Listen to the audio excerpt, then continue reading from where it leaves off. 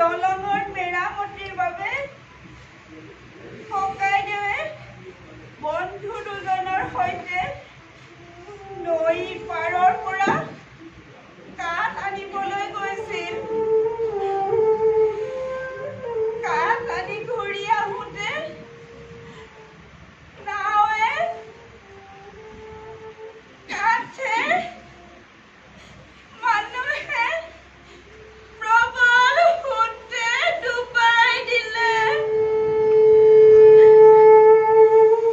মই আপ্ৰাণ চেষ্টা কৰিও বচাব নোৱাৰিলোঁ।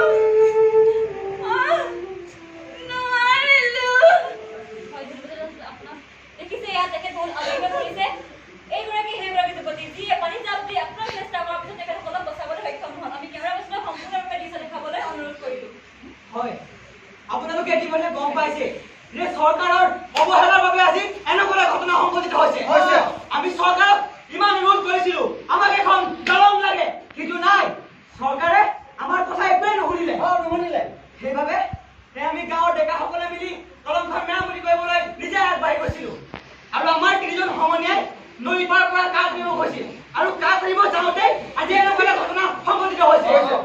আমাৰ সেই তিনিজন সমনীয়াই যদি কেনেবাকৈ কিবা এটা হ'বলৈ হয়, আমি চৰকাৰক সোধাই নিদিওঁ, চৰকাৰৰ ওপৰত বিহিত ব্যৱস্থা গ্ৰহণ কৰিম।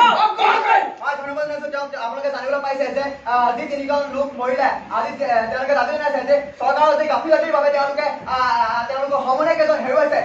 তাৰ যদি ক্ষতিপূৰণ নিদিয়ে চৰকাৰে, তেনেহ'লে তেওঁলোকে চৰকাৰৰ ওপৰত বিহিত ব্যৱস্থা ল'ব। আমি তেওঁলোকৰ অইনত আমি সম্পূৰ্ণ ঘটনাস্থলী দেখাবলৈ অনুৰোধ জনাইছো কেনেকৈ তেওঁলোকে